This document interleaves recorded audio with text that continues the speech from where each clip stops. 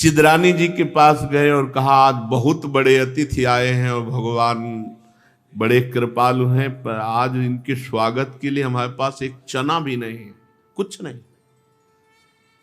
आज मुझे दुख हुआ, अभी तक तो दुख नहीं हुआ, आज दुख हुआ कि इतने बड़े अतिथि की मैं कुछ सेवा नहीं कर पाऊंगा।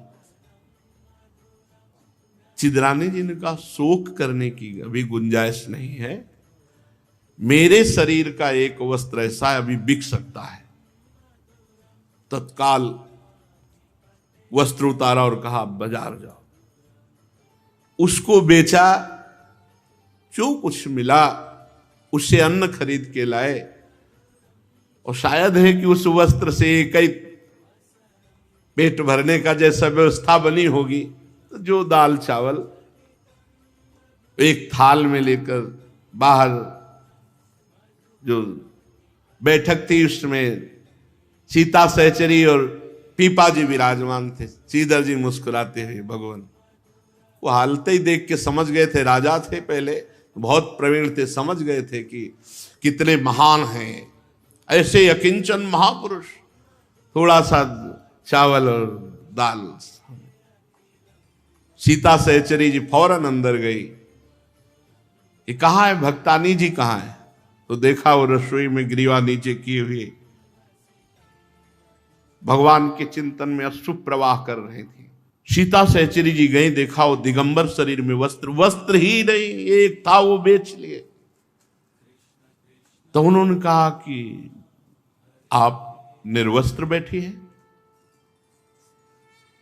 वो तो हर समय भगवत चिंतन में डूबी हुई महापुरुष थी, तो उनका कौन से आश्चर्य की बात है, पैदा भी तो निर्वस्त्र ही हुई थी। है श्रीमद् भागवत महापुराण महामहिम श्री देवर्षि नारद जी महाराज युधिष्ठिर के प्रश्नों का उत्तर दे रहे हैं। युधिष्ठिर जी ने पूछा कि मन बड़ा चंचल है, इंद्रियां भोगों में लगी हैं, और गृहस्थ आश्रम में है तब तो सब सुविधाएं ही भोगों की हैं। तो महाराज योगी यति ऋषि मुनि बैरागी जन ये तो भगवान का भजन करके भगवान को प्राप्त कर लेंगे, पर ये गृहस्थ लोग कैसे भगवान को प्राप्त करेंगे? विरक्त होकर के धामवास करना, जहां मनावे जैसे मनावे, पड़े हैं जो मिला खा लिया, राधा राधा। लेकिन गृहस्थ तो धाम भी वास नहीं कर सकता, पूरा परिवार है, बच्चे हैं, पढ़ाना लिखाना बड़े कार्य हैं। गृहस्थ आश्रम में जो परम पदवी है वो कैसे प्राप्त हो, ये युधिष्ठिर जी ने देव ऋषि नारद जी से प्रश्न किया। गृहस्थ एताम पदवीम विधिनायेन चांजसा याति देव ऋषे ब्रूहि मादृशो गृह मूढ़धि। ये मूढ़ बुद्धि गृहस्थ स्त्री में आसक्त, पुत्र में आसक्त, धन में आसक्त, घर में आसक्त, इनको एताम पदवी, जो पदवी विरक्तों को मिलती है, बड़े भजनानंदियों को मिलती है, इन गृहस्थों को कैसे मिले जो मूढ़धि, मूढ़ता को प्राप्त, अर्थात स्त्री आसक्त, पुत्र आसक्त, गृह आसक्त, देह आसक्त, भोग आसक्त, ये सब मूढ़ता है। और मैंने ये किया, मैं ये करूंगा, मैं ऐसा कर सकता हूं, ये सब मूढ़ता है। अहंकार विमूढ़ात्मा करता हमिति मन्यते, इनको कैसे विरक्तों वाली पदवी प्राप्त हो? तो देवर्षि नारद जी कह रहे बहुत सुंदर उत्तर है, अगर गृहस्थ जन पकड़ ले तो बहुत आनंद पूर्वक भगवत प्राप्ति हो जाएगी। बहुत सुंदर, इसको जरूर पकड़िएगा। कह रहे गृहेष्वस्थितो राजन क्रिया कुर्वन् गृहोचिता वासुदेवार्पणम साक्षात उपासित महामुनीन। बिल्कुल खुली बात कह दी। राजा युधिष्ठिर से कहा नारद जी ने कि गृहस्थ आश्रम बड़े आराम से सुख सुविधा से भगवत प्राप्ति कर सकता है। क्या करे? जो गृहस्थी के कार्य हैं उन सब कार्यों को वो भगवान श्री कृष्ण के चरणों में समर्पित कर दे। गृहेषु वस्थितो राजन क्रिया कुर्वन् गृहोचिताः। गृहस्थी में उचित क्रियाएं, पापमयी नहीं, उचित क्रियाएं जो गृहस्थ धर्म के अनुसार भागवतिक क्रियाएं, किसानी, व्यापार, नौकरी, जो जो आप कर रहे हैं पर उचित, पापाचरण पूर्वक नहीं, वो क्रियाएं भगवान को अर्पित कर दे। और कह रहे हैं उपासित महामुनीन, जो तुम्हारे दरवाजे पे भगवत प्रेमी संत महात्मा आ जाए या उनके यहां जा करके, गृहस्थी में ये जरूर है कि अगर 4 रोटी आप कमाते हैं तो 1 रोटी की व्यवस्था ऐसी कीजिए जो गाय को है, पशु पक्षी को है, संत महात्मा को है, आप दे सके। रोज नहीं संत महात्मा मिलते तो 1-1 रुपया इकट्ठा कर लो। महीने 2 महीने में ऐसी जगह जाओ जहां भगवत प्रेमी महात्मा वास करते हैं, एक ही महात्मा को भोजन पवा दो, एक ही महात्मा को वस्त्र दे दो। कह रहे हैं गृहस्थ धर्म में उपासित महामुनीन, संत महापुरुषों की उपासना करे और जो कर्म करे वो सब भगवान श्री कृष्ण को समर्पित करे। और आगे बहुत बढ़िया बात करे, श्रवण भगवतो भीक्ष्णो मवतार कथामृतम श्रद्धानो यथा काल मुपशांत जनावृता।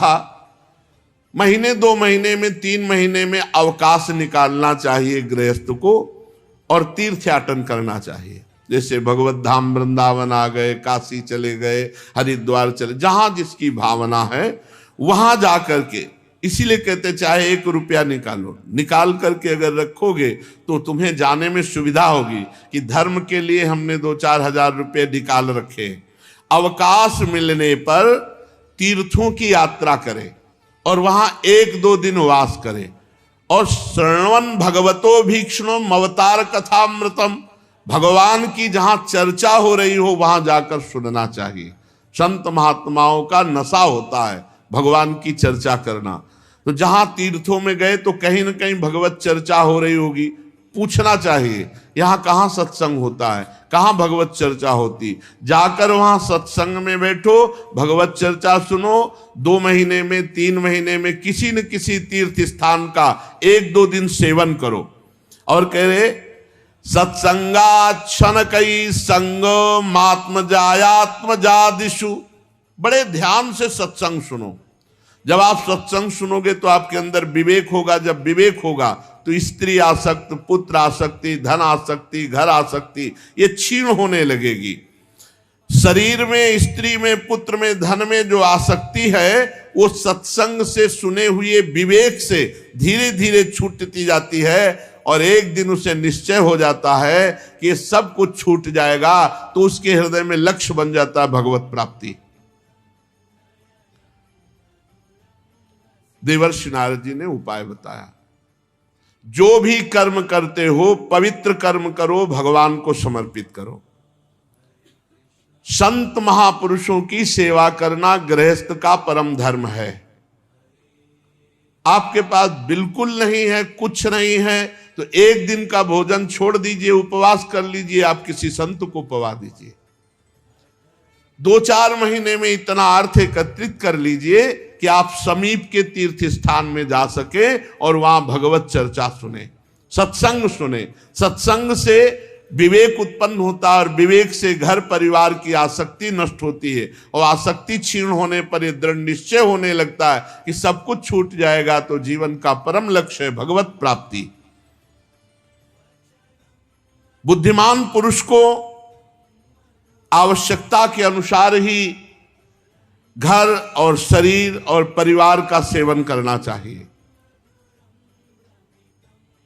बाहर से खूब प्रेम वाला व्यवहार करे, वो अंदर से भगवान का नाम जप करे, भगवान से प्रेम करे, सोचता रहे कि पता नहीं किस समय पुत्र चला जाएगा या पत्नी चली जाएगी, क्योंकि ये सब नियत समय के लिए इस मृत्यु लोक में आए हुए हैं। अंदर से भगवान का नाम जप करे और बाहर से सबसे व्यवहार ऐसा करे जैसे बहुत प्रेमी आदमी है, और अंदर से किसी से प्रेम ना करे, अंदर से एकमात्र भगवान से प्रेम करे। बाहर साधारण पुरुष जैसा व्यवहार रखे और अंदर से असाधारण भक्ति का भाव रखे। माता पिता, भाई बंधु, पुत्र मित्र, जाति वाले, रिश्तेदार, नातेदार, ये सबसे प्रेम करे, ममता किसी से ना करे।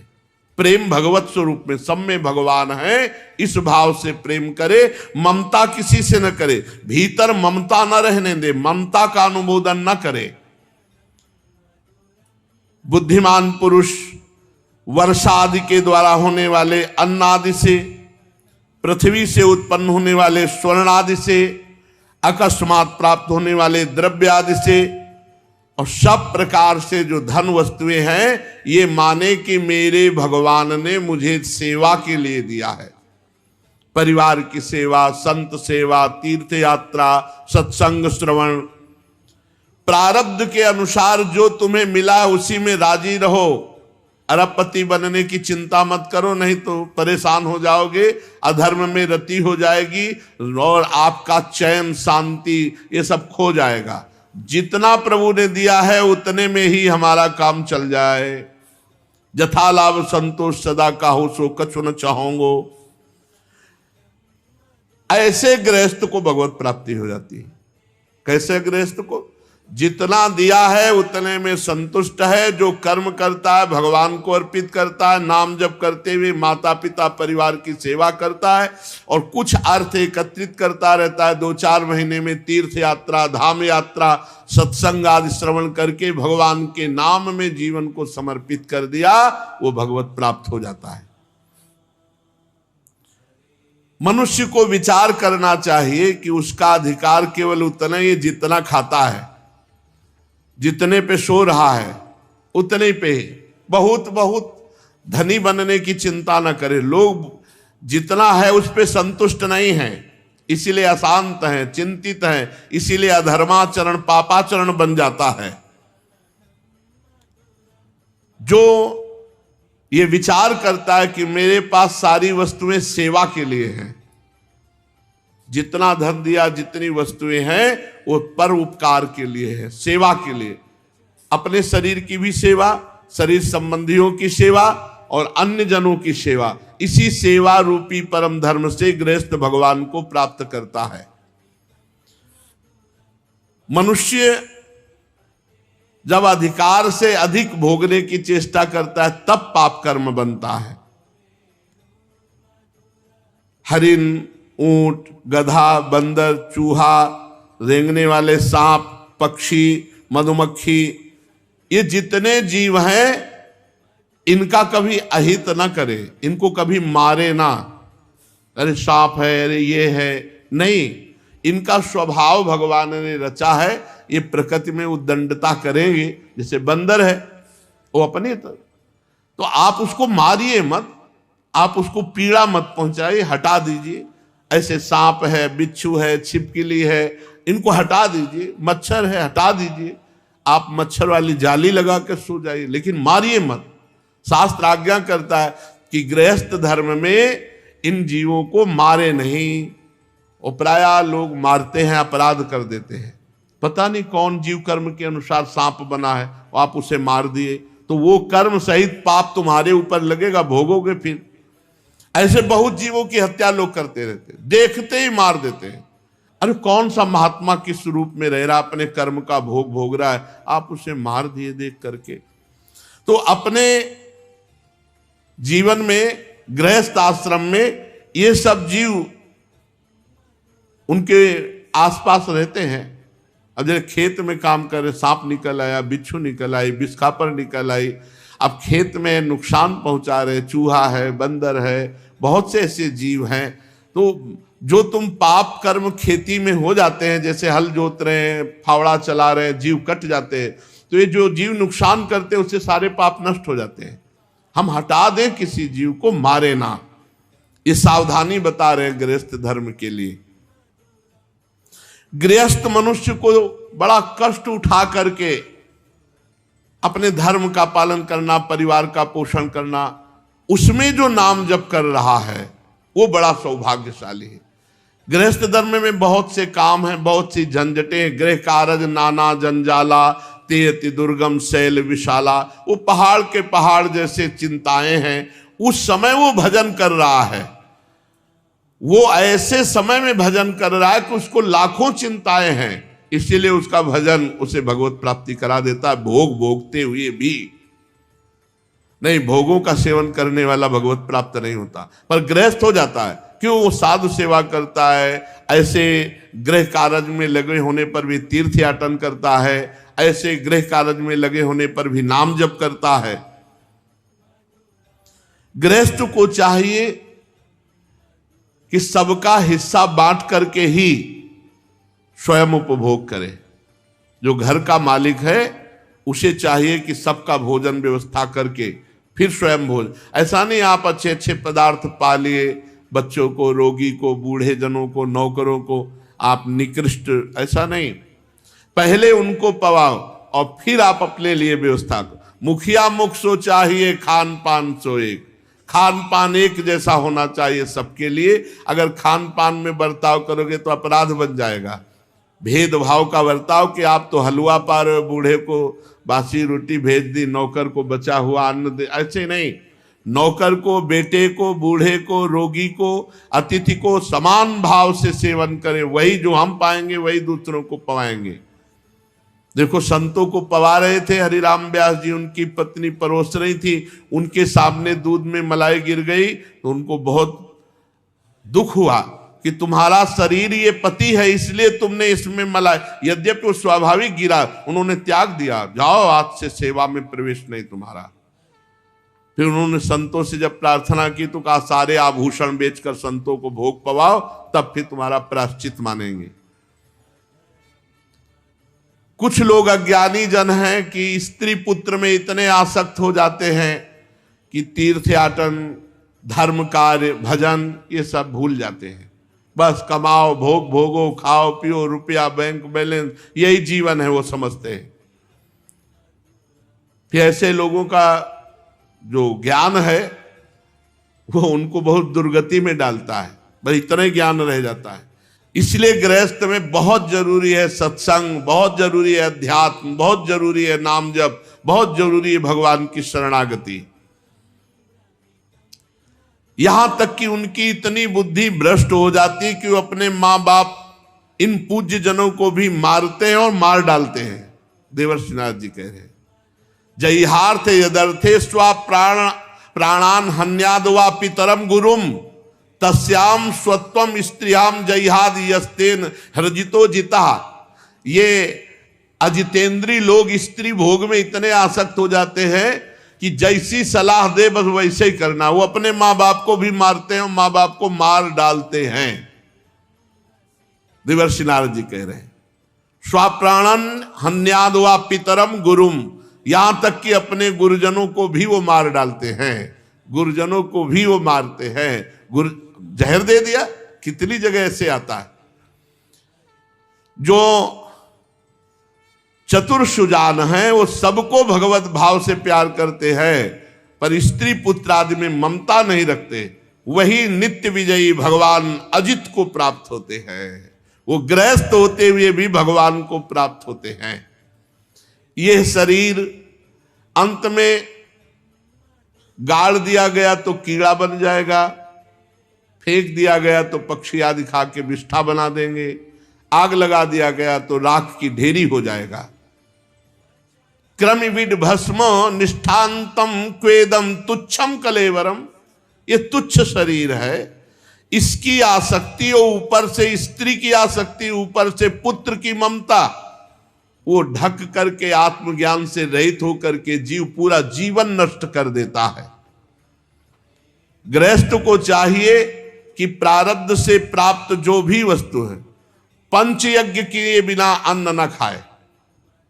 चलो हम कह रहे हैं तुम्हें ज्ञान नहीं है हवन करने का, तो एक रोटी गाय को निकाल दो, एक रोटी में कौआ चिड़िया आदि को पवा दो, 5 ऐसे आहुति के लिए 5 कवल निकाल करके जरा सा घी और चीनी लगा करके आग में भगवान का नाम लेते हुए ही अर्पित कर दो। अग्नि भगवान का स्वरूप है, तभी तो सब पवित्र। अस्पताल में केवल डॉक्टर बैठे रहते थे, जब स्कूल जाते थे तो देखते थे हाथ वाला पंखा नौकर कर रहा है अच्छे से, और वो कुर्सी में बैठे हुए, कोई मरीज नहीं दिखाई देता था। सरकारी अस्पताल रास्ते में पड़ता था। और अब तो अस्पताल में आप चले जाइए तो बाजार सी लगी भीड़ ही भीड़ लगी। क्यों? क्योंकि सब धर्म विरुद्ध आहार विहार आचरण तो शरीर रोग ग्रसित। पंच यज्ञ किए बिना जो पाता है वो पाप पाता है अन्न। गीता जी में भी भगवान ने कहा जो मेरे को अर्पित नहीं करता वो पाप पाता है। कौन रोज गाय को रोटी निकालता है, कौन पक्षियों को डालता है, कौन 5 आहुति अग्नि में करता है, कौन अतिथि को पवाता है, कौन संत महात्माओं की तरफ, जो ऐसा करता है वो धर्मात्मा है। जो नाम जप करता है और ऐसे आचरण करता है भगवान को प्राप्त होता है। जो बुद्धिमान पुरुष हो उसे ये जरूर करना चाहिए। रोटी बने तो पहले गाय को निकालो, भगवान को भोग लगाओ, अग्नि देवता में 5 आहुति करो, कौआ चिड़िया कुत्ता इनके लिए निकाल दो। ये अधिकार है गृहस्थ का, इसको करना पड़ता है, नहीं तो पाप होता है वो अन्न जो बिना अर्पित किए पाया जाए। गृहस्थ आश्रम को चाहिए कि देवता ऋषि मनुष्य पितर इनको अर्पित करे, क्योंकि ये अधिकार है गृहस्थी में।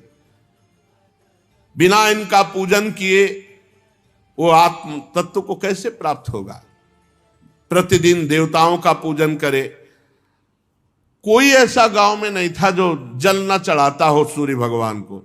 नहा धो के सब कुछ नहीं आता तो जय सूरज भगवान ऐसे जल चढ़ा रहे। हाँ, अब जल क्या चढ़ावे, 9 बजे तक तो सो रहे हैं, सूरज भगवान देख रहे, सो रहे हैं। ये सो क्या रहे, अपने जीवन को खो रहे हैं। ये बहुत गलत चल गया है, बहुत गलत। गांव में प्रभात फेरी 4 बजे होती थी भैया। 4 बजे 10-20 लोग गांव के नाम कीर्तन करते हुए, ढोल बजाते हुए सब जग जाते थे। कितना पवित्र था। शाम के टिम टिम टिम दीपक या लालटेन जल रही, उसी में रामायण हो रही। 10-20 बूढ़े लोग बैठे, अपने लोगों को सबको बैठा ला जाए, चलो रामायण हो रही, बैठो चल के, श्री राम जय जय राम कीर्तन करवाए। 5-10 मिनट रामायण हुई, भागवत हुई, कितने बढ़िया मंगल में।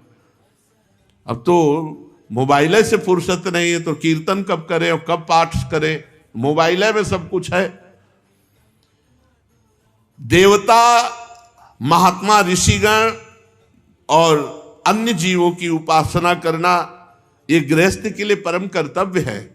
दरवाजे में निकले, देखे कोई अतिथि तो नहीं, कोई संत महात्मा तो नहीं, गाय कुत्ता चिड़िया पशु पक्षियों के लिए अन्न निकाल दिया। फिर अपने अधिकार के अनुसार यदि यज्ञ के बाद प्रसाद पाया जाए तो यज्ञ भोक्ता भगवान तृप्त होते हैं उससे।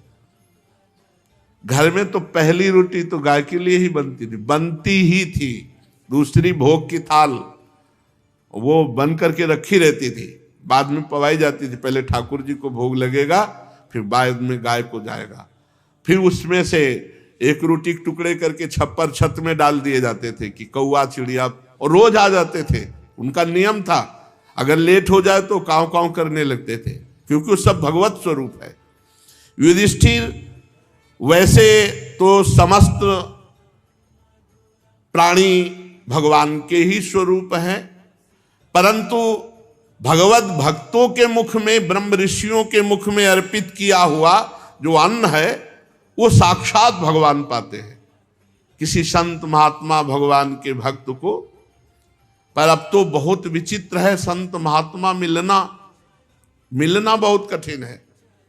आज मतलब सांप्रदायिक आचार्य परंपरा से मंत्र दीक्षा वैष्णव या सन्यास बड़े विचित्र, कहीं कोई बिरला ही मिलता है, नहीं तो अब जो मन आवे जो करे। कोई टकसाल तो है नहीं। जो पूज्य श्री गोरेदाऊ जी के भी महाराज जी आए तो वो यही कहते कि बाबा टकसाल तो है नहीं कि अब पूछी जाए, और पूछी जाए तो उनमें सैकड़ों में से ऐसे 2-4 निकलेंगे। जैसे काशी में था तो टकसाल पूछी जाती थी, तुम्हारा योग क्या है, योग पट क्या है, तुम्हारा प्रेम पट क्या है। अब योग पट प्रेम पट सच्चा साधु तो सिखाया जाता है, गुरु परंपरा से दिया। सन्यास में तुम्हारा आश्रम कौन सा है, तो असली है तो उसमें सरस्वती नंद तीर्थ आश्रम ये 4 सन्यासियों के है। तो आपका मठ कौन सा है, तो जैसे अपने लोगों का था शारदा मठ। तो आपका गुरु परंपरा का इष्ट देव कौन है, आपकी देवी कौन है, पूरा जहां पूछा पूरा हिसाब।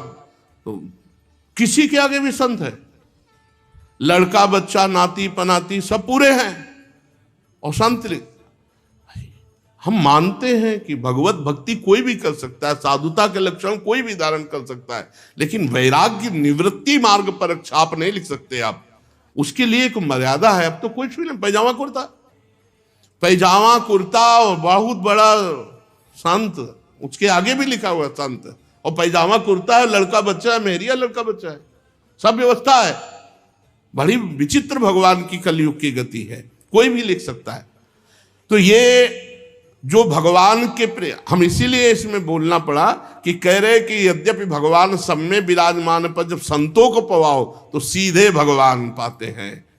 बहुत बहुत विचित्र, बहुत एक तो बहुत तरह की ऐसी मिलावटी हो गई है जिससे ये पता चलना मुश्किल कि कौन वैष्णव है, कौन बनावटी है, कौन सत्य सज्जन। भगवान से प्रार्थना करे कि मुझे संतों की सेवा करने का अवसर दे, तो वो संत से मिला देंगे, क्योंकि भगवान ही संत को, भगवान ने स्वयं कहा सातों सब मोहिमय जग देखा और मोते अधिक संत कर लेखा। जैसे इसमें लिखा है सब में भगवान है, पर संतों में विशेष भगवान को पवाना तो संतों को पवाओ। ऐसे भगवान सबरी जी के सामने सातवीं भक्ति कह रहे सातों सब मोहिमय जग देखा और मोते अधिक संत कर लेखा, मेरे से भी अधिक।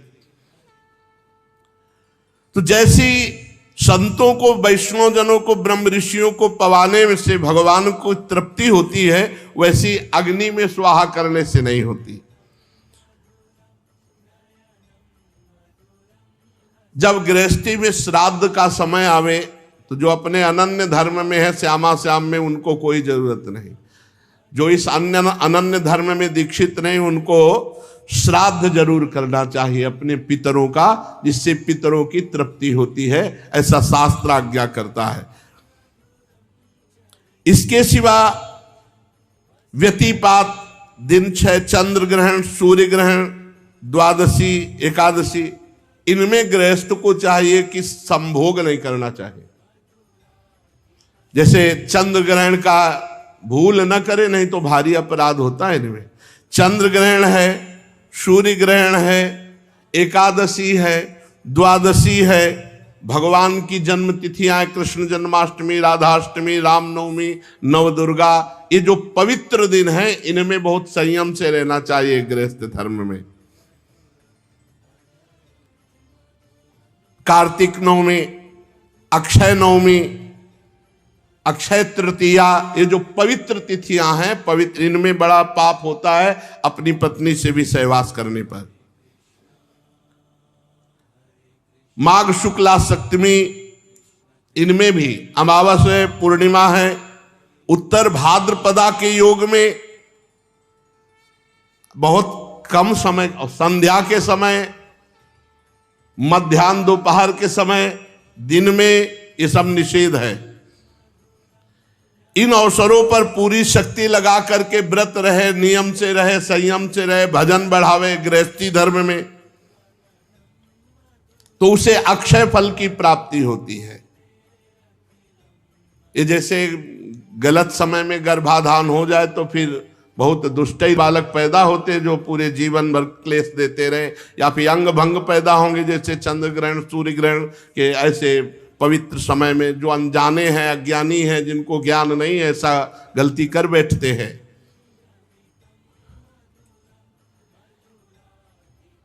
युधिष्ठिर में उन स्थानों का वर्णन करता हूं जो धर्म आदि श्रेय की प्राप्ति कराने वाले हैं। सबसे पवित्र देश वह है जिसमें कोई भगवान का भक्त रहता है। पवित्र स्थान कौन है? बोले जिस नगर में, जिस क्षेत्र में कोई भगवान का भक्त, कोई संत महात्मा रहता है, वो पवित्र है। एक नगर में अगर एक संत है तो पवित्र है, तो सोचो धाम है, यहाँ तो सभी संत हैं, यहाँ असंत कौन हो सकता है? वैष्णव धाम है, भगवान कृपा करके ही यहाँ तो बुलाते हैं। और दान सतपात्र को देना चाहिए, अपात्र को दिया हुआ दान दुर्गति करवा सकता है। इसलिए भोजन तो किसी को भी दे सकते हैं, ठंडी में कांप रहा है वस्त्र दे सकते हैं, लेकिन रुपया बहुत होश से दो, जहां देने से पता है कि ठीक जगह प्रयोग किया जाएगा। अगर वो रुपया लेकर गलत जगह प्रयोग करता है, शराब पीता है, तो अपात्र को आपने दान दे दिया, बहुत संभल करके। सबसे बड़े पात्र है श्री भगवान, भगवान को अर्पित करें। लो आपकी वस्तु आपको है, अब दुरुपयोग करे तो आप देखो, आप जानो, आप संभालो। और वैसे संत जन यही करते हैं कि भगवान के सामने रखवाते हैं, रखो श्री जी के सामने, वो इस सत्पात्र है। चराचर जगत उन्हीं का है। जहां भगवान का श्री विग्रह विराजमान हो और जो तपस्या परायण हो, विद्वान हो, दयावान हो, भगवत भजन परायण हो, जो गंगा यमुना के पावन का सेवन करता हो, ऐसो सत्पात्र को दान की महिमा लिखी हुई है। जो पुष्कर आदि क्षेत्र हैं, कुरुक्षेत्र हैं, या जहां सिद्ध पुरुष रहते हैं, प्रयाग तीर्थराज, गया, पुल्हाश्रम, नैमिषारण्य, फाल्गुन क्षेत्र, सेतुबंध रामेश्वर, प्रभास क्षेत्र, द्वारिकापुरी, काशीपुरी, मथुरापुरी, ब्रज 84 कोस, पंपासर, बिंदु सरोवर, बद्रिकाश्रम, अलकनंदा, भगवान सीताराम जी की जैसे अयोध्यापुरी, चित्रकूट और महेंद्र पर्वत, मलय पर्वत, ये सब हमारे देश के परम पावन जो महामहिम स्थान हैं। कभी कभी इनमें जाकर भ्रमण करना चाहिए। गृहस्थ को भी कभी कभी अवसर निकालना चाहिए इन पुरियों में, इन धामों में। इससे पाप नष्ट होते हैं, भगवत प्राप्ति का उत्साह बढ़ता है। युधिष्ठिर, हाँ देखो इसमें लिखा, पात्र का निर्णय करने के प्रसंग में एकमात्र भगवान ही सत्पात्र है। वाह, जो अभी हमने भाव से कहा वही शास्त्र प्रमाणित। पात्रम त्वत्र निरुक्तम वही कवि भी पात्र वित्तमयी हरिवैक, एकमात्र हरि। तो जो हरि में स्थित है, हरि चिंतन परायण है, या हरि का श्री विग्रह है, वही सत्पात्र है। क्योंकि जो हरि का चिंतन करता है वो कोई नशा नहीं करेगा, गलत जगह प्रयोग नहीं करेगा और डर रहेगा।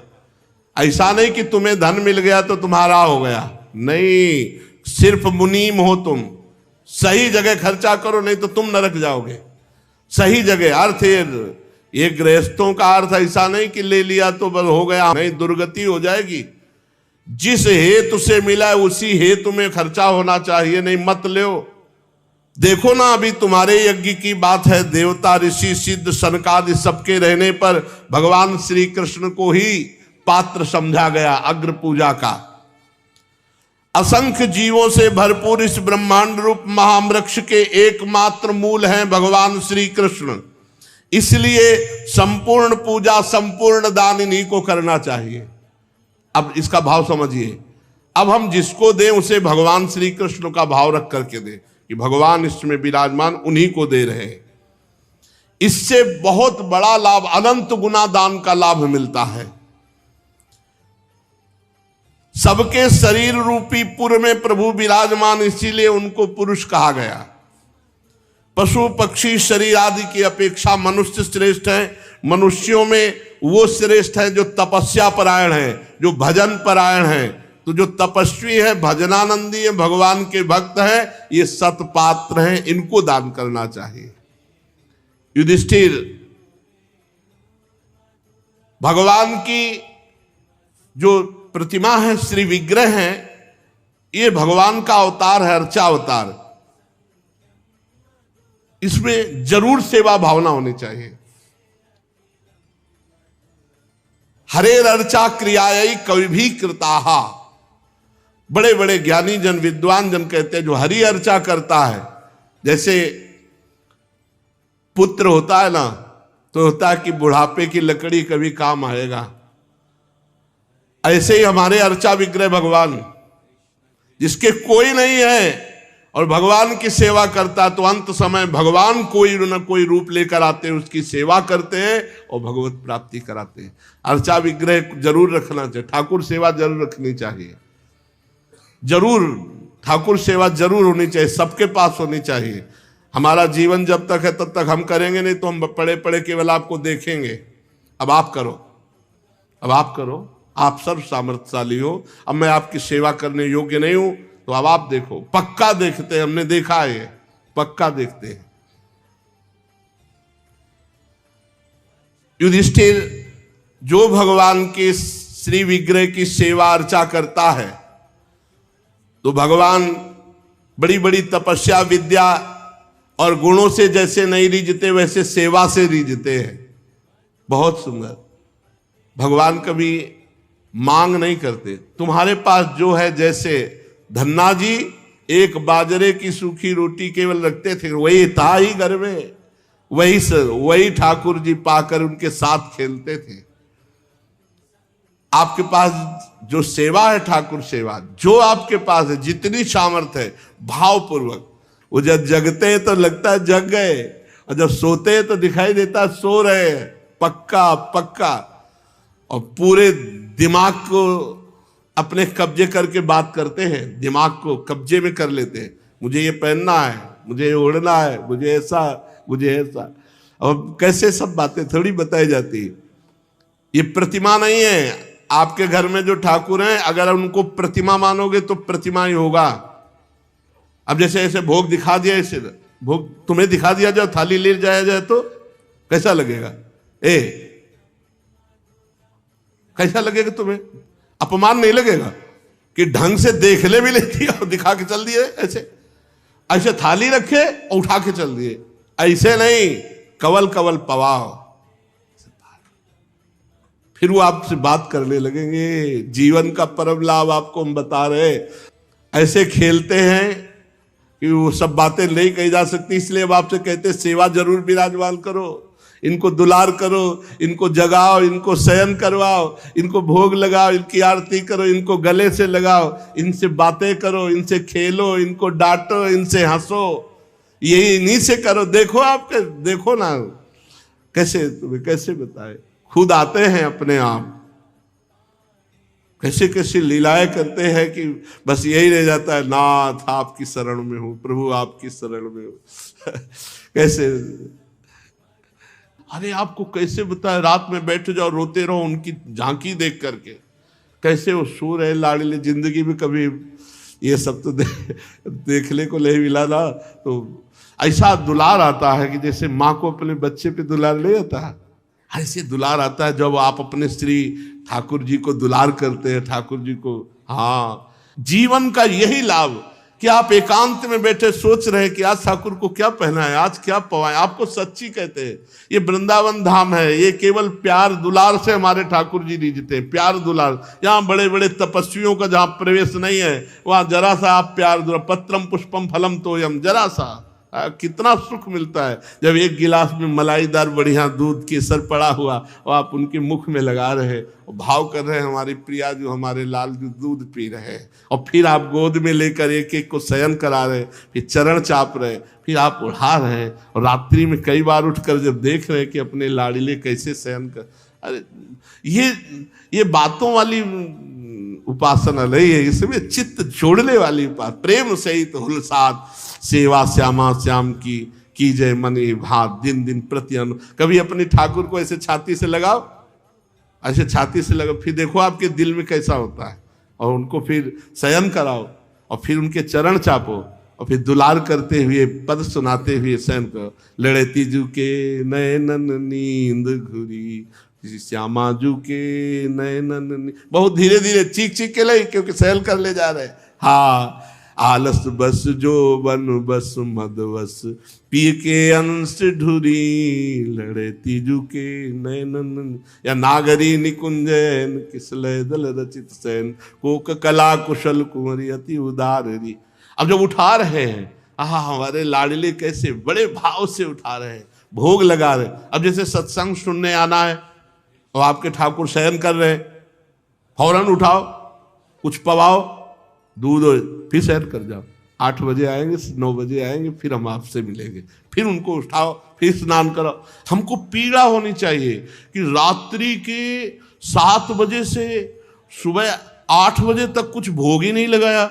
नहीं नहीं नहीं, कुछ ना कुछ लगाओ, कुछ लड्डू, कुछ पेड़ा ऐसे रखो, जल रखो, एक कटोरी 2 पेड़ा पवाए और फिर सो जाओ।